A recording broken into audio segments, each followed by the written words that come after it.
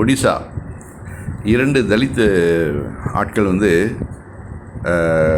அதாவது புல்லை வந்து சாப்பிட வச்சுருக்குறாங்க, அடிச்சிருக்கிறாங்க. காரணம் என்னன்னாக்க, இந்த கால்நடைகளை திருடினதாக ஒரு போலி சந்தேகத்தில் இது நடந்திருக்குது. அவங்க உண்மையிலே திருடி இருந்தாக்க அவர்கள் என்ன பண்ணோம், போலீஸில் கொண்டு போய் ஹேண்ட் ஓவர் பண்ணோம். அதை விட்டுட்டு இவர்களுக்கு வந்து தலித்துகள் அப்படிங்கிறதுனால இது மாதிரியான சிரமங்கள் அவர்கள் கொடுக்கறதுக்கு யார் அதிகாரம் கொடுத்ததுங்க? காரணம், ராமராஜ்யம் நடக்குது, வேறு ஒன்றும் இல்லை.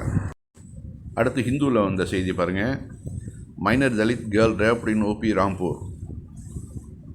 17 April 2025. 11-year-old Dalit girl found அன்சஸ்பிஷியஸ் and breeding in a field allegedly raped in Uttar Pradesh village. கவனிச்சிங்களா? 11 வயசு பொண்ணு தான், தலித் பெண்ணு, ரொம்ப டேஞ்சரான இதில் மீட்கப்படுறா. Anger over 10-year-old rape victims death after alleged treatment delay. அது மாதிரி பாதிக்கப்பட்ட ஒரு பொண்ணுக்கு இவர்கள் வந்து ட்ரீட்மெண்ட் ஒழுங்காக கொடுக்கல. அதாவது ஆம்புலன்ஸ்லேயே வெயிட்டிங் பண்ணி அந்த பொண்ணு அப்படி இறந்து போச்சு. அதனால் அந்த மக்கள் வந்து பயங்கரமாக பிரச்சனை பண்ணியிருக்காங்க, ரகலை பண்ணியிருக்கிறாங்க. இது வந்து பிபிசியில் வந்துருக்கிற செய்தி. கவனிச்சிங்களா? தலித் மக்களுக்கு இந்த நாட்டில் ஒன்று ரேப்பும் பண்ணுறாங்க.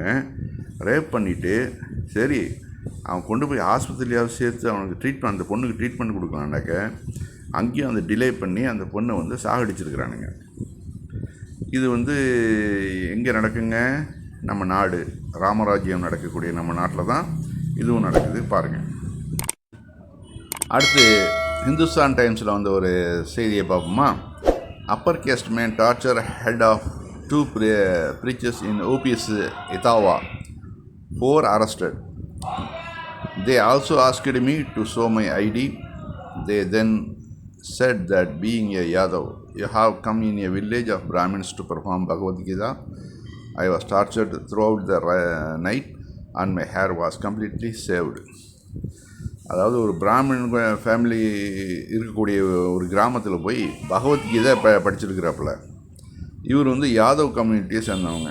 உடனே வந்து ஆர்எஸ்எஸ்க்கு ஃபோன் பண்ணி எப்படி வந்து ஒரு பிராமின் ஃபேமிலி இருக்கக்கூடிய இந்த ஏரியாவில் வந்து ஒரு யாதவ் வந்து எப்படி பகவத்கீதை படிக்கலாம் அப்படின்னு சொல்லிட்டு அவன் நைட்டு ஃபுல்லாக அவன் டார்ச்சர் பண்ணி அந்த ஆளுடைய முடியெல்லாம் தலையெல்லாம் சிரைச்சி அவனுக்கு வந்து பயங்கரமான டார்ச்சர் கொடுத்துருக்குறாங்க.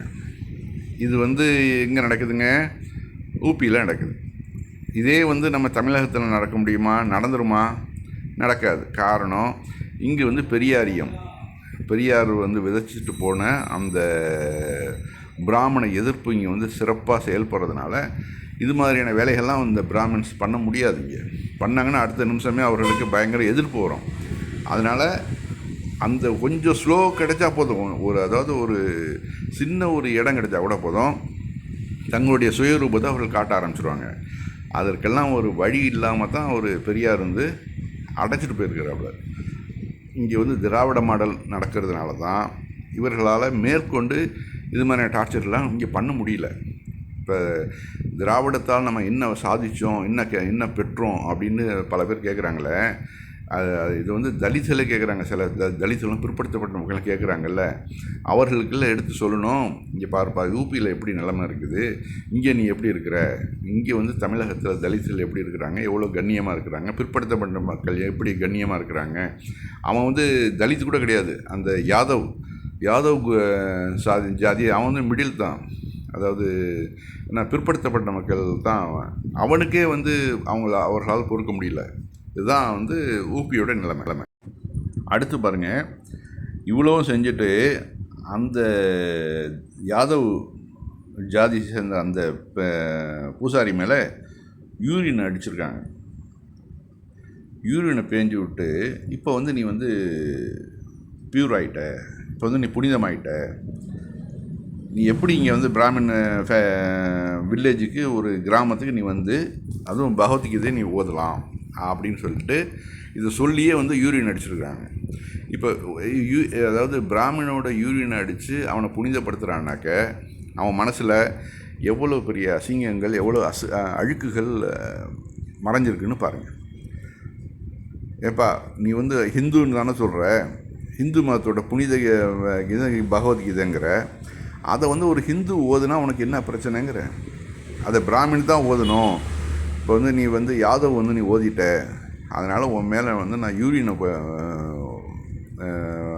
பேஞ்சு அதன் மூலம் ஒன்று வந்து நான் புனிதப்படுத்துகிறேன் அப்படிங்கிறான்னாக்க, அவன் நைட் ஃபுல்லாக அவனை டார்ச்சர் பண்ணி அடித்து அவனோட தலைமுடியை வந்து ஃபுல்லாக மலித்து, இனிமேல் நான் இது மாதிரி பண்ண மாட்டேன்னு ஊர் ஃபுல்லாக இழுத்துட்டு போயிருக்கானுங்க.